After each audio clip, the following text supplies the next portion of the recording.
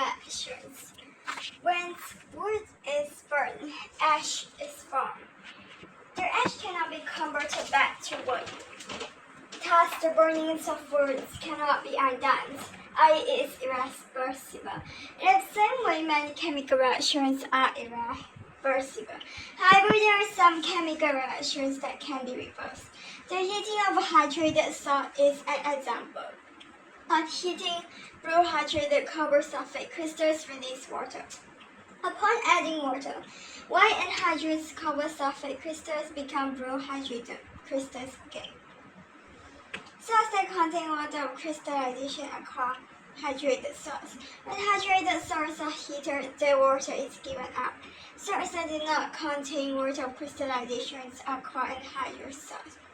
Anhydrous salts are often powders. Blue crystals hydrated copper sulfate. The hydrated salt can be obtained from the anhydrous salt by adding water. White powder anhydrous copper sulfate.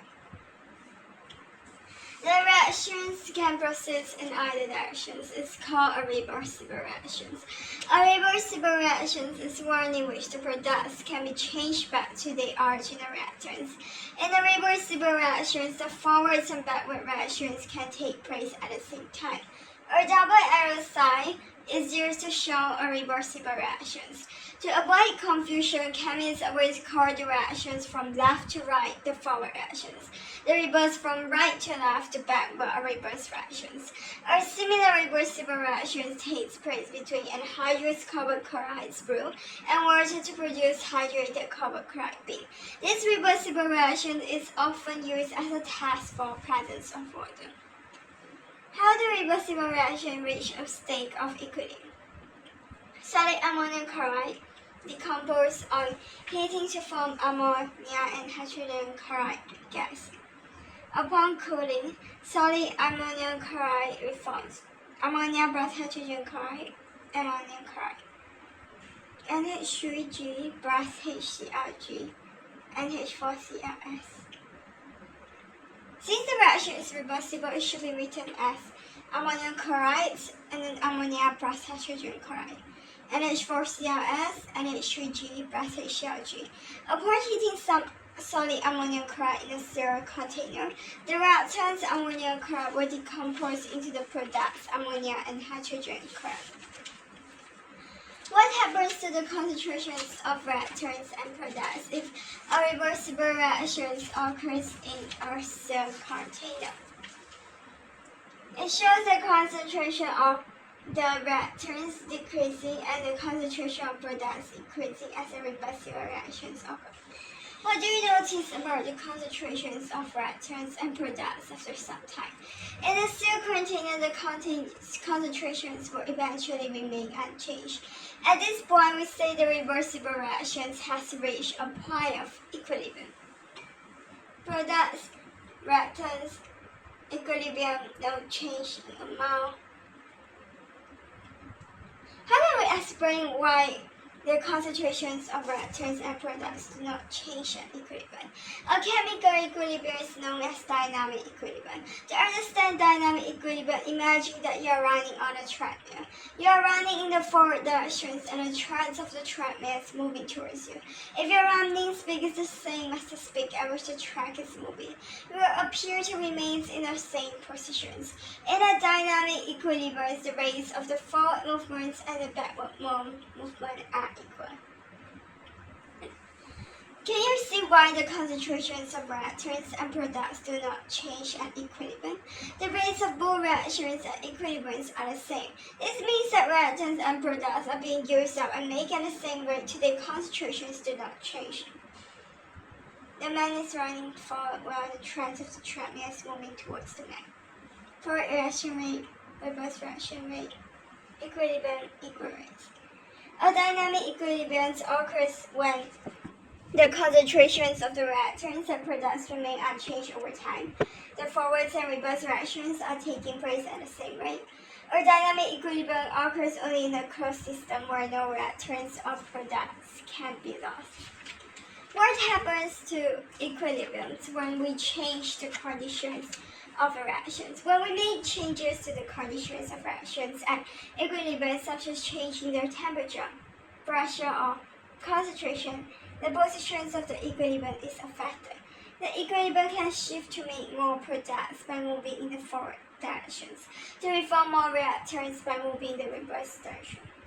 When we change the condition, the equilibrium positions always move to reduce the effects of the change.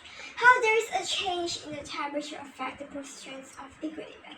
Increasing the temperature of reaction shifts the equilibriums in the directions in which energy is absorbed, which is towards the endothermic reaction. Lowering the temperature of the reaction shifts the equilibriums in the directions in which energy is released, which is towards the exothermic reactions. How there is a change in pressure affects the positions of the equilibrium. In reactions where some of the reactants are products like gases, increasing the total pressure shifts their equilibriums in the directions with fewer gas particles so that the pressure decreases. Decreasing the total pressure shifts the equilibriums in the directions with more gas particles so that the pressure increases. Decreasing total pressure shifts the equilibriums in the directions with more gas particles so that the pressure increases. How does a change in concentrations affect the positions of equilibrium? Increasing the concentrations like additions of substance shifts the equilibriums in the directions to reduce the amount of the substance that has been increased. Decreasing the concentrations like removal of a substance shifts the equilibrium in the direction to increase the amount of the substance that has been removed. How does adding a catalyst affect positions of equilibrium? A catalyst is a substance that increases the rate of chemical reactions. Catalysts increase the forward and reverse reactions equally so that reactions reaches equilibrium. First, they have no effects on equilibrium positions or the concentrations of the product. Manufacturing ammonia is Haber process. There are many examples of reversible reactions. One such example is the reactions between nitrogens and hydrogens to form ammonia. Nitrogen plus hydrogen ammonia. N2G plus 3H2G and 2NH3G. Forward reactions N2G plus 3H2G reactants, 2NH3G products. 2NH3G is the product. 2NH3G is the reactant, and 2G plus 3H2G is the products. 2NH3 is the reactants, and then N2G plus 3H2G is the product. Ammonia has many important uses. It is manufactured industrially by the Haber process. The raw materials for Haber process are nitrogens and hydrogen. Nitrogen is obtained from the fractional distillation of liquid air. Hydrogen is produced from the cracklings of petroleum. What conditions are required for manufacturing ammonia? The nitrogen's molecules is generally unreactive, hence there is no reactions at all between nitrogens and hydrogens at room temperature and pressure. For nitrogens to react with hydrogens to form ammonia, high pressure and relatively high temperature are needed. Iron is used as a catalyst to speed up the reaction. Because the reaction is reversible, some of the ammonia formed may decompose and convert back to nitrogen and hydrogen. To achieve the maximum yield of ammonia at minimum cost, the reaction conditions, pressure, and temperature are carefully controlled. How is the optimal pressure for manufacture of ammonia selected? The higher the pressure, the higher the yield of ammonia. High pressure will increase the speed of reactions. However, maintaining high pressure is costly because expensive equipment like special pumps and stronger pipes is required. Therefore, there is a limit to the amount of pressure that can be applied. How is the optimal temperature for the manufacture of ammonia selected? The lower the temperature, the higher the yield of ammonia. This is because the forward reaction is exothermic. However, a lower temperature also results in a slower reaction.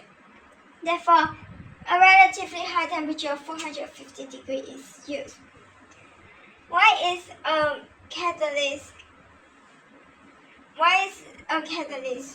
used? Despite conditions like high pressure and a relatively high temperature, the reaction stays slow. Therefore, catalyst is used to speed up the reactions. What are the typical conditions in the Haber process? In practice, the best conditions for obtaining the maximum yield of ammonia at minimum cost in the Haber process are a pressure of 20,000 kPa or a temperature of 450 degrees, the presence of an ion catalyst. How is the ammonia manufactured by the Haber process?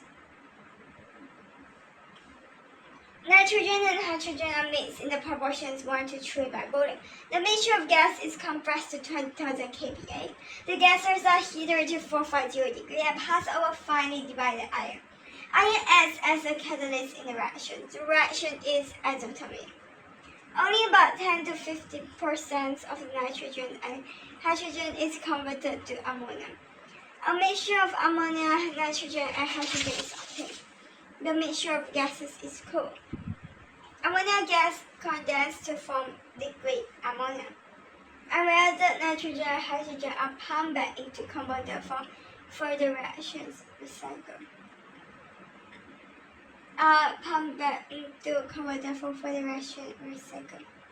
And do 1 volume from fractional distillations of liquid and H2 3 volumes from crackling some petroleum. Manufacturing sulfur trioxide by contact process. Sulfur trioxide is used to make sulfuric acid. Sulfuric acid is used in the production of lead-acid batteries, the purification of petroleum, and the manufacture of explosive, other acids, glue, and fertilizer. Sulfur trioxide is manufactured industrially by the contact process. The raw materials for the contact process are sulfur dioxide gas and oxygen gas. Sulfur dioxide is formed when sulfur burns in oxygen's fine air. Sulfur dioxide is also obtained by roasting sulfide ores. The raw materials react in a reversible reaction. The reaction is exothermic. Sulfur dioxide plus oxygen. Exothermic sulfur trioxide. 2SO2G plus O2G. Exothermic 2SO3G. What conditions are required for manufacturing sulfur trioxide? To increase the yield of the product sulfur trioxide, we need to decrease the temperature so that the equilibrium moves to the right. However, lowering the temperature will also slow down the rate of reaction. A suitable temperature is needed in order to produce a fairly high proportion of sulfur trioxide in a very short time. In the equation, there are 3 moles gaseous reactants and 2 moles of gaseous product. To increase the yield of the product, we need to increase the pressure so that the equilibrium moves to the right. Increasing the pressure can be expensive because special equipment and containers are required. There is also a safety risk because of the danger of explosions. What are the optimal conditions in the contact process?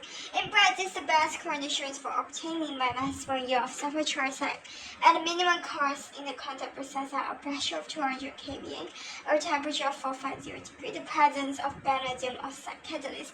How is sulfur trioxide manufactured by contact process? It shows the manufacture of sulfur trioxide by contact process. Sulfur burns in air to produce sulfur dioxide, and then sulfur dioxide and oxygens are heated to 450 degrees and pass over vanadium oxide. Vanadium oxide acts as a catalyst in the reactions. The reaction is exothermic. A mixture of sulfur dioxide and sulfur trioxide is obtained. Sulfur trioxide is used in the production of sulfuric acid. It dissolves in concentrated sulfuric acid to form oleum. Oleum is diluted with water to form sulfuric acid. Unreacted sulfur dioxide is cooled and passed into the converter for further reactions. Recycle.